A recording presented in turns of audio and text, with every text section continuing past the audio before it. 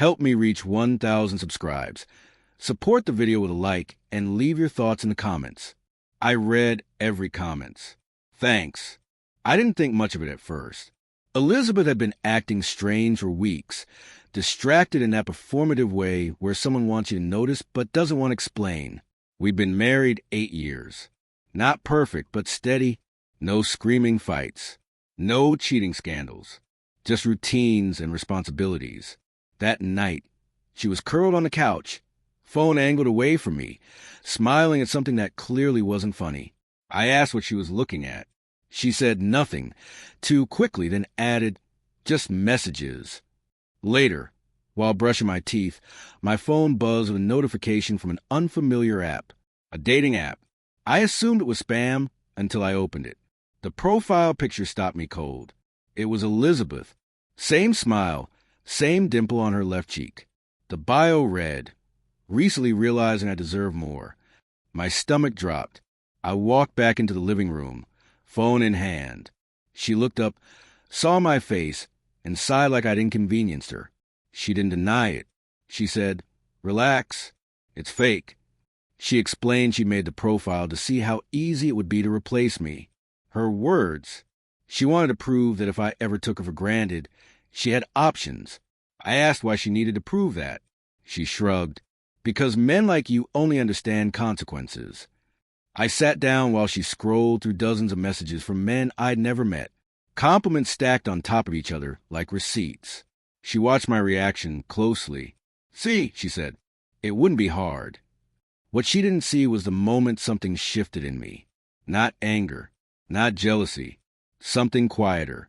If this story is already hitting close to home, tap like so it reaches the people who need to hear it. That night, I couldn't sleep. Not because I imagined her leaving, but because I realized how little she cared if I stayed. The profile wasn't about temptation. It was about power. The next morning, she acted normal, kissed my cheek, asked about breakfast, like she hadn't just dismantled something fundamental. Over the next few days, I noticed things I'd ignored before. How often she'd check her phone, how she'd smile to herself, then look bored when I spoke. Any disagreement ended with, you know I could do better, right? She said it lightly, but it landed the same way every time. I started speaking less, not out of fear, but attention. One evening, I asked if she deleted the profile. She rolled her eyes. Why are you still hung up on that? Then she added, it did what it was supposed to do. I asked what that was. She said, remind you not to get comfortable. That was the first time I saw her clearly. Comment below, do you think testing someone's loyalty like this is harmless or does it cross a line? I stopped trying to prove myself after that. No more explaining. I handled my work, paid my share, and kept my emotions contained. Elizabeth noticed and didn't like it. She asked why I was distant. I told her I was getting comfortable. The irony missed her. A week later, she brought up again. Told me how many likes the profile had gotten. How many men wanted her attention. When she finished, she asked if I was jealous. I looked at her and said, no, I'm informed. That confused her. Good. If you've ever felt quietly disrespected in a relationship, type the word clarity in the comments. That night, lying beside her, I realized this was a mistake. It was a message, and messages don't disappear just because the sender feels done explaining. I didn't know yet what I'd do with that understanding, but I knew whatever Elizabeth expected next, it wouldn't be me begging her to choose me. I lay awake, counting the small moments I dismissed over the years, realizing they were warnings, not phases. Respect doesn't vanish overnight. It's chipped away, joke by joke, test by test, until one day you finally notice the cracks running through everything you trusted. And nothing feels the same. The fake profile had done its job, just not in the way she intended. The next morning, Elizabeth was unusually attentive. She made coffee, asked about my schedule, even laughed at a joke I didn't mean to be funny. It felt rehearsed, like someone correcting a tone after noticing the room go quiet. I watched her move around the kitchen and wondered when respect turned into performance. That afternoon, I received another notification from the dating app. Not a match request. A message from Elizabeth's profile. It read, "Just curious, what would you do if your wife made one of these?" I stared at the screen longer than I should have. She was testing again, pushing to see if I'd flinch. I didn't reply. I deleted the app instead. When she got home, she noticed immediately. "You blocked it," she said. Not upset, almost impressed. "I guess you finally understand." I told her I understood perfectly. I understood that she didn't want partnership. She wanted leverage. That night, I slept on the couch. Not because we fought, but because something had already ended. Over the next few days, the tone changed. She became sharp, impatient.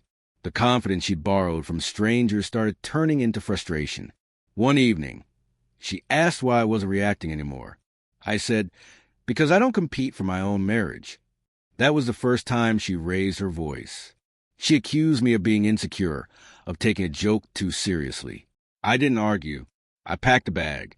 If this story feels like something others should hear, share it thoughtfully. Some lessons deserve witnesses. I stayed with my brother for 2 nights. In that space, away from her tests and commentary, clarity settled in. The fake profile wasn't a joke. It was a threat dressed as confidence. When I returned home, Elizabeth was waiting, arms crossed, ready with explanations. I stopped her. I told her I wasn't angry. I was done being measured against strangers. She asked if I was leaving. I said, "I already left. I'm just deciding if I'm coming back."